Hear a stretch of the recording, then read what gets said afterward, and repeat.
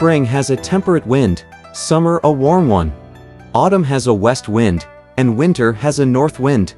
There are winds in all 4 seasons. Why fear a gust of wind now? But this wind has blown up so quickly," replied Tripitaka, "that it cannot possibly be a natural wind from ancient times," said Pilgrim. "Wind has risen from the ground and clouds have emerged from mountains. How could there be such a thing as a natural wind?" Hardly had he finished speaking when they also saw fog rising. That fog truly spreads out to make the sky opaque. As darkness the earth overtakes, the sun wholly loses its light. All singing birds vanish from sight. It seems like chaos returning, like dust both flying and churning. When summit trees all disappear, could one an herb picker go near? Becoming more alarmed than ever, Tripitaka said, "Wukong, the wind has hardly subsided. Why is there such fog rising? Let's not jump to any conclusion," replied Pilgrim. "Let our master dismount, and the 2 brothers can stand guard here. I'll go see whether the situation is evil or auspicious." Dear great sage. One snap of his torso shot him up to midair. Shading his brows with his hand, he opened wide his fiery eyes to peer downward and at once discovered that there was, indeed, a monster spirit sitting by a hanging cliff. Look how he appears. A burly body swathed in colored hues. Stalwart and tall, he seems most spirited. His fangs push through his mouth like drills of steel. His nose in the center's a hook of jade. His golden eyes flaring, fowl and beasts take fright.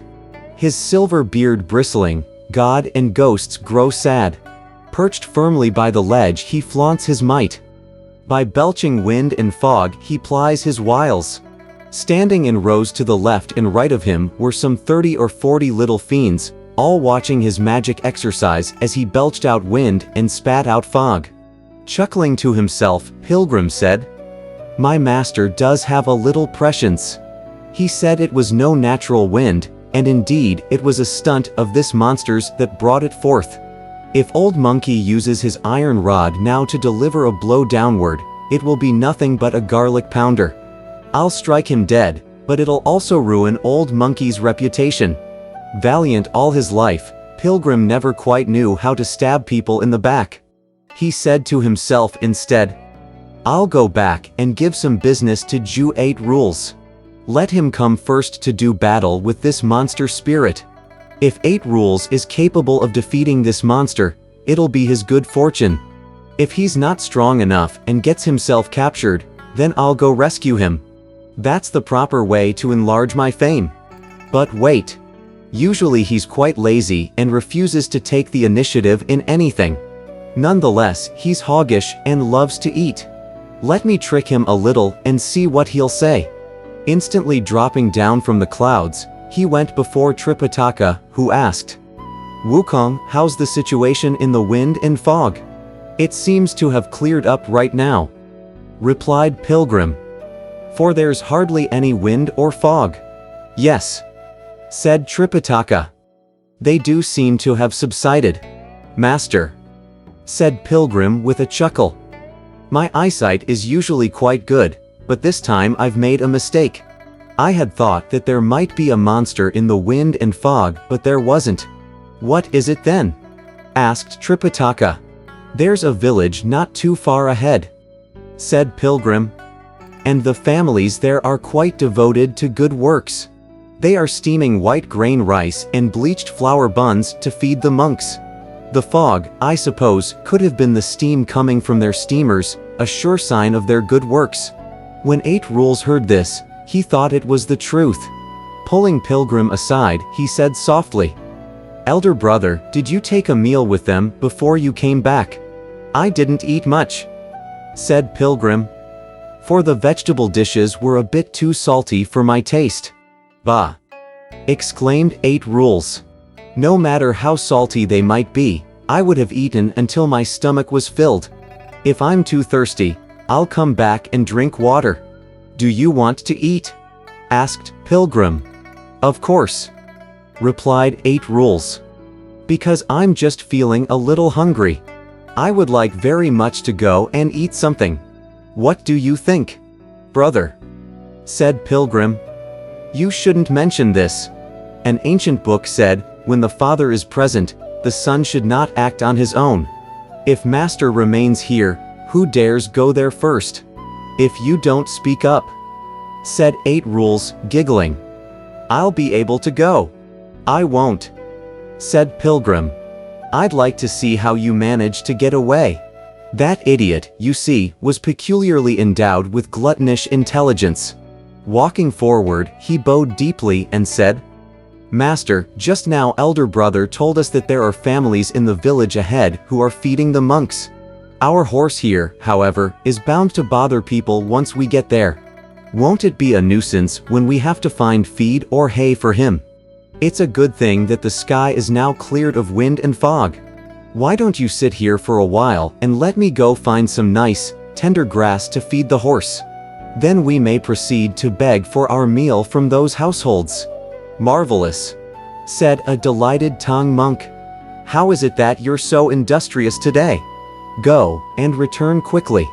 Chuckling to himself, that idiot left at once, only to be pulled back by Pilgrim, saying, Brother, those families there will feed only handsome monks, not ugly ones. If you put it that way, said 8 Rules. It means I have to undergo transformation again. Exactly, said Pilgrim. You'd better change a little. Dear idiot. He too had the ability of 36 transformations. After he walked into the fold of the mountain, he made the magic sign and recited a spell. With one shake of his body, he changed into a rather thin and short priest.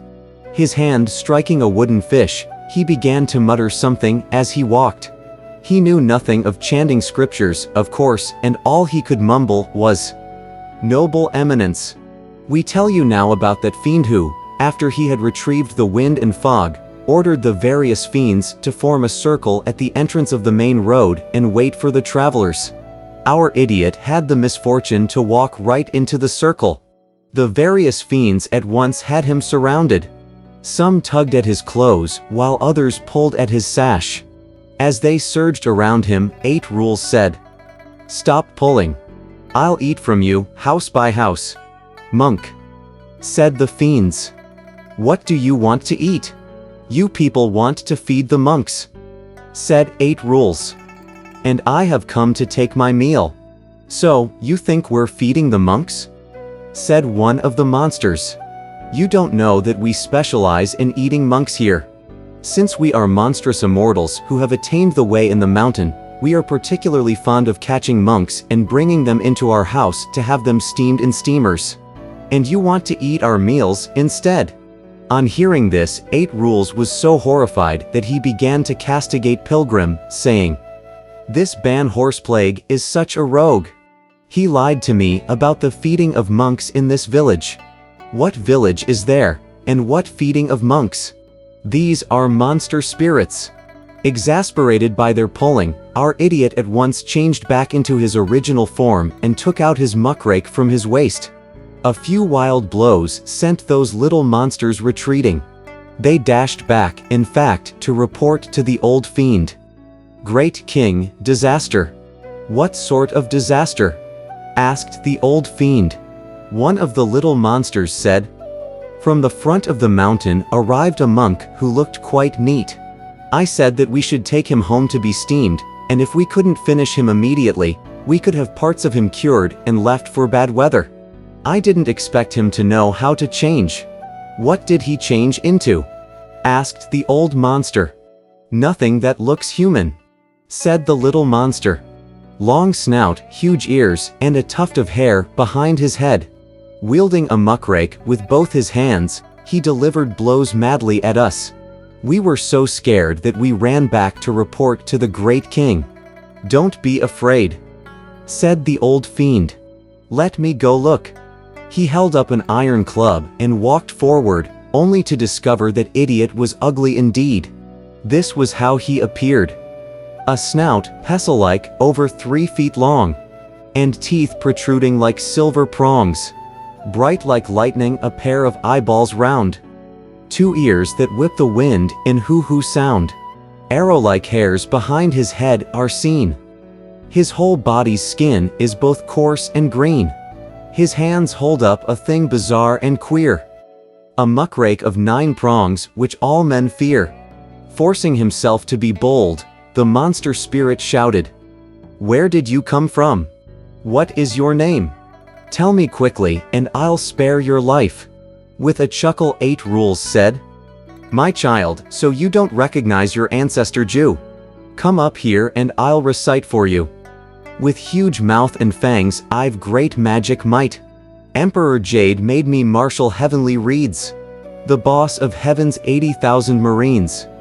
Comforts and joys I had in the halls of light, because I mocked China when I was drunk, and flaunted my strength at a wrongful hour.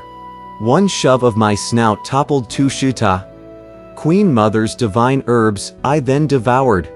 Emperor Jade pounded me 2,000 times, and banished me from the 3 heavens realm.